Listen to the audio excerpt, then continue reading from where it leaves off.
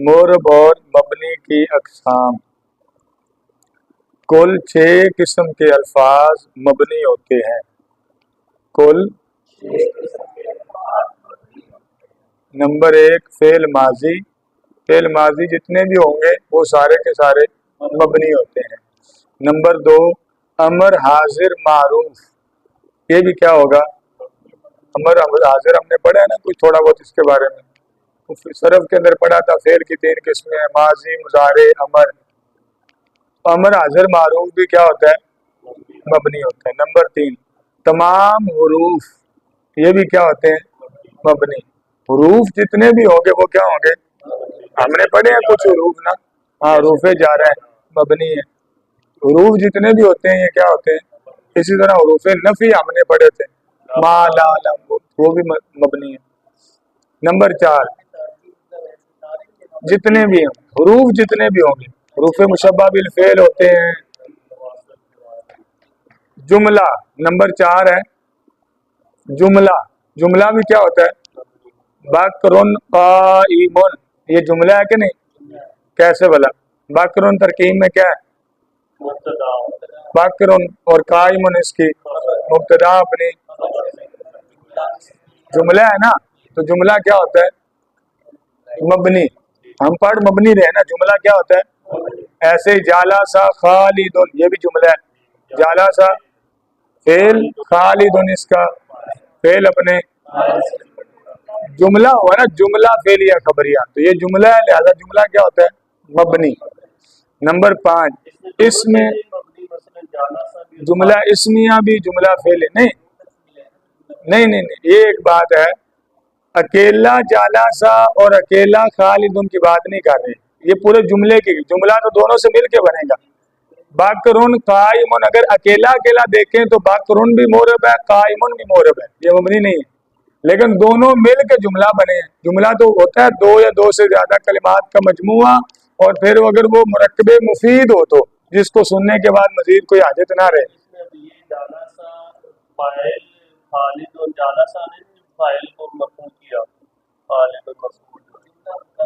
میں یہ کہہ رہا ہوں جالسا بکرن جو مثال ہے یہ پورا جملہ مبنی ہے، اگر الگ الگ کہیں تو پھر جالسا مبنی ہے، بک اور آگے جو ہے خالدن یہ مورب ہے۔ جالسا چونکہ ماضی بھی ہے نا، تو اوپر جو ماضی آئی تھی تو اس لحاظ سے جالسا تو مبنی ہی ہے، چاہے اس کو جملے کا حصہ بنائیں یا علیحدہ بنائیں، لیکن جو خالدن ہے وہ اکیلا مورب ہے، اس لیے تو اس کا آخر بدلا ہے۔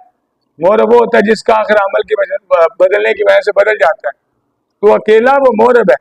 لیکن جب یہ اکٹھا آپ سے پوچھا جائے کہ جالسا خالدن، یہ پورا دونوں کا مجموعہ یہ مبنی ہے کہ مورب ہے، تو آپ کہیں گے یہ مبنی ہے۔ یہ دونوں کا مجموعہ کیا ہے؟ دیکھیں نا، ایک اس کو اور آسان ذرا آپ سمجھ، ادھر دیکھیں، یہ ہے جالسا خالدن۔ ہم نے ابھی یہ پڑھا کہ جو جملہ ہوتا ہے نا وہ کیا ہوتا ہے؟ آگے نیچے اصل میں آ رہی ہے، ایک مسئلہ یاد رکھ رہے ہیں، جو مبنی ہوتا ہے نا، مبنی میری طرف دیکھیں ذرا، مبنی کا آخر بدلتا نہیں ہے، عامل چاہے جیسے مرضی بدلتا رہے، مبنی کا مسئلہ یہ ہے۔ مورب کا آخر تو بدل جاتا ہے، مبنی کا آخر بدلتا۔ انہوں نے کہا یہ جملہ جو ہے نا یہ مبنی ہوتا ہے، جملہ یہ سارا، اکیلے اکیلے کا الگ مسئلہ ہے، یہ جملہ مبنی ہے۔ مبنی کا نتیجہ کیا نکلا؟ فرض کریں یہاں پہ آ جائے فی، تو فی ان کو نہیں کچھ کہہ سکتا، فی کے آنے سے انہوں نے نہیں اپنی جگہ سے ہلنا، انہوں نے ایسے ہی رہنا جیسے لکھے ہوئے، کیونکہ یہ جملہ مبنی ہوتا ہے، مبنی بدلتا ہی نہیں ہے۔ یہ جالسا فی جالسا خالدن ہی رہے گا، ویسے فی آتا نہیں، سمجھانے کے لیے میں نے آپ کو مثال دی ہے، کیونکہ اگر یہ مورب ہوتا نا تو پھر فی کے آنے کی وجہ سے اس میں تبدیلی آتی، جار آ جاتا، فی حرف جار ہے تو بعد والے کو جار دیتے ہیں نا، لیکن بعد والا مورب ہو تو جار دیتے ہیں۔ اگر بعد والا ہے ہی مبنی تو مبنی وہ ہوتا ہے جس کا آخر عامل کے بدلنے سے نہیں بدلتا، لہذا یہ جملہ مبنی ہے۔ دیکھیں ایک دوسری جو مثال پہلے آئی ہے، بکرن، بکرن قائمن، ہم نے کہا نا یہ جملہ مبنی ہے، اگر بکرن سے پہلے ہم لگا دیں فی تو پھر بھی اس نے بکرن قائمن ہی پڑھا جانا ہے، کیونکہ یہ جملہ مبنی ہے۔ اگر یہ جملہ نہ ہوتا تو پھر تو ہم پڑھتے فی بکرن، فی حرف جار ہے، بعد والے کو دھیان نہیں دیتا، لیکن یہاں نہیں پڑھ سکتے کیونکہ اب یہ دونوں کا مجموعہ ایک جملہ ہے، اور جملہ مبنی ہوتا ہے، اور مبنی وہ ہوتا ہے جس سے پہلے جو مرضی آتا رہے، وہ جو اس کی شکل ہے وہی رہتی ہے، بدلتی بات سمجھ آ گئی؟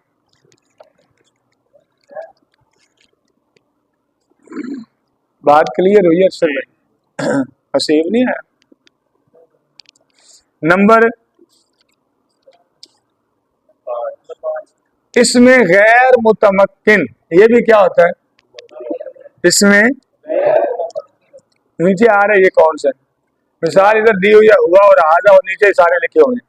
نمبر 6 وہ فعل مضارع جس کے آخر میں نون ضمیر یا نون تاکید ہو، وہ فعل مضارع بھی مبنی ہوتا ہے جس کے آخر میں نون ضمیر، یہ تو آپ کو یاد ہوگا 2 صیغوں میں نون ضمیری آتا ہے، فعل مضارع کے سرف میں ہم نے پڑھا ہے 7 صیغوں کے آخر میں نون رابی آتا ہے، 2 صیغوں کے آخر میں نون ضمیری، اس کو نون مبنی بھی کہتے ہیں، یاد آ رہا ہے کہ نہیں؟ پہلے 6 میں سے چھٹا اور دوسرے 6 میں سے چھٹا، جمع مؤنث غائب، جمع مؤنث حاضر، یہ جو 2 صیغے ہیں نا مضارع کے ماضی کے، یہ ہوتے ہیں مبنی۔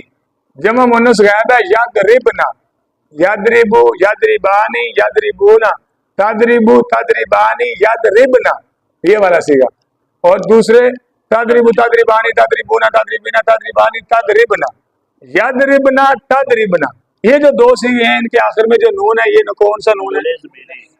تو جب مضارع کے آخر میں نون ضمیری آئے یا نون تاکید آئے تو مضارع اس وقت مبنی ہوتا ہے، نون تاکید ہوتا ہے، مشدد بھی ہوتا ہے، مخفف بھی ہوتا ہے، ثقیلہ خفیفہ، اس کی 2 قسمیں، اس کا سبق سر میں پورا آئے گا، جو ساکن ہوتا ہے، جس طرح فرض کریں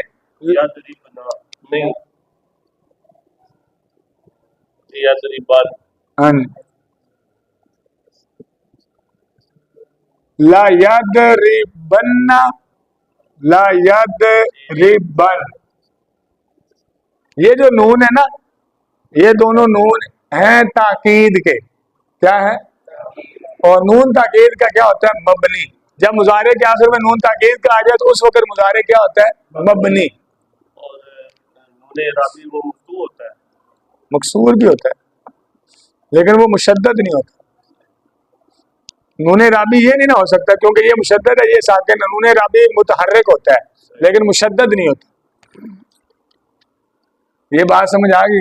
آگے دیکھیں، آگے لکھا بریکٹ میں پہلے تینوں مبنی کو مبنی الاصل کہتے ہیں اور اس میں غیر متمکن کو مشابہ مبنی الاصل کہتے ہیں۔ پہلے 3 ہیں ماضی، امر، حاضر، تمام حروف، یہ پہلے 3 ہیں نا، انہیں کیا کہتے ہیں؟ مبنی الاصل۔ پھر بولیں، پہلے جو 6 ہے نا، انہوں نے بتایا 6 مبنی، 6 الفاظ، تو انہوں نے کہا پہلے جو 3 ہیں وہ کیا ہے؟ مبنی الاصل۔ پہلے 3 کون سے ہیں؟ نہیں، پہلے 3 ہیں کون سے؟ سمجھ آ رہی ہے نا؟ ان تینوں کو کیا کہتے ہیں؟ مبنی الاصل۔ اور جو اس میں غیر متمکن ہے اسے کہتے ہیں مشابہ مبنی الاصل۔ اچھا، اور صرف 2 قسم کے الفاظ مورب ہوتے ہیں، مبنی 6 قسم کے ہوتے ہیں اور مورب کتنی قسم کے؟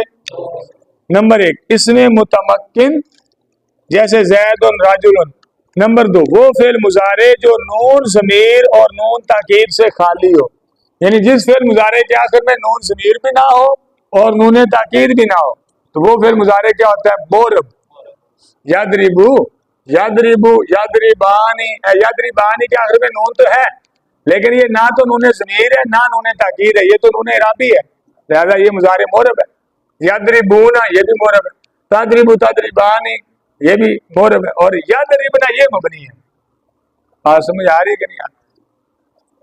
اس میں غیر متمکن کی اقسام، اوپر آیا تھا نا، اس میں غیر متمکن مورب ہوتا ہے، لیکن یہ بھی ساتھ بریکٹ میں آیا تھا کہ اس میں غیر متمکن کو مشابہ مبنی الاصل کہتے ہیں۔ اب وہ یہ قسمیں لکھی، ان 8 قسموں کو کہتے ہیں مشابہ مبنی الاصل۔ پہلی 3 قسموں کو مبنی الاصل اور ان 8 قسموں کو بولیے اس میں غیر متمکن یعنی مشابہ مبنی الاصل کی کئی اقسام ہیں، جن میں سے بعض یہ ہیں۔ نمبر 1، اس میں ضمیر یہ مبنی ہوتا ہے، اس میں انتا، انا اور ہوا، یہ 3 مثالیں دی، ویسے ضمیر کافی ساری ہیں۔ اچھا، نمبر 2، اس میں اشارہ یہ بھی کیا ہوتا ہے؟ نمبر 3، اس میں موصول یہ بھی کیا ہوتا ہے؟ یہ غیر متمکن ہیں اور یہ ہیں سارے مبنی، لیکن یہ غیر متمکن ہیں جن کو مشابہ مبنی الاصل کہتے ہیں۔ نمبر 4، اس میں استفہام یہ بھی کیا ہوتا ہے؟ نمبر 5، اس میں یہ بھی کیا ہوتا ہے؟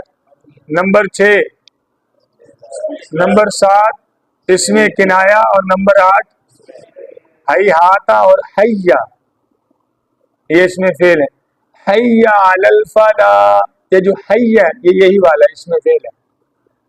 آگے ان سب کے نا، اب اگلا سبق دیکھیں نا کون سا، ضمائر کا بیان۔ یہ جو 8 قسمیں ابھی ہم نے پڑھی نا، ان میں سے ہر ایک کا پورا سبق آنے لگا۔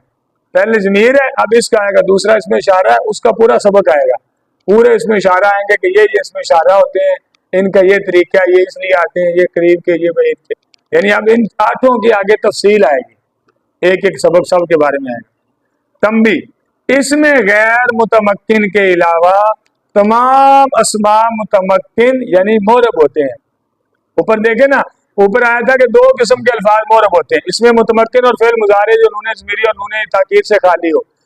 اس میں غیر متمکن کے یہ 8 قسمیں ہیں، ان کے علاوہ باقی سارے اسماء کو اس میں متمکن کہتے ہیں، وہ مورب ہوتے ہیں۔ انہوں نے مثال اوپر دی نا، اس میں متمکن کی زید مثال لکھی ہے نا، اب زید ان 8 میں سے نہیں ہے۔ دیکھیں نا، زید نہ ضمیر ہے، نہ موصول ہے، نہ اس میں شرط ہے، نہ کنایا، نہ اس میں اشارہ، نہ اس میں استفہام، نہ اس میں ضرب، نہ اس میں فعل۔ جب زید ان میں سے 8 میں سے کوئی قسم نہیں ہے تو یہ پھر مورب ہے۔ جس طرح ہم معرفہ نکرہ میں نہیں ڈھونڈتے تھے، 7 قسمیں معرفہ ہیں، ان میں سے کوئی ہے تو معرفہ، نہیں ہے تو نکرہ، ایسے ہی یہ 8 قسمیں اس میں غیر متمکن کی ہیں، مبنی کی۔ ان میں سے اگر کوئی اسم ہے تو مبنی، نہیں تو مورب۔ 8 یہ بھی ہیں اور 6 اوپر والے بھی یاد رکھیں، ان 6 میں سے یہ ایک بات سمجھ آ گئی؟ چلو۔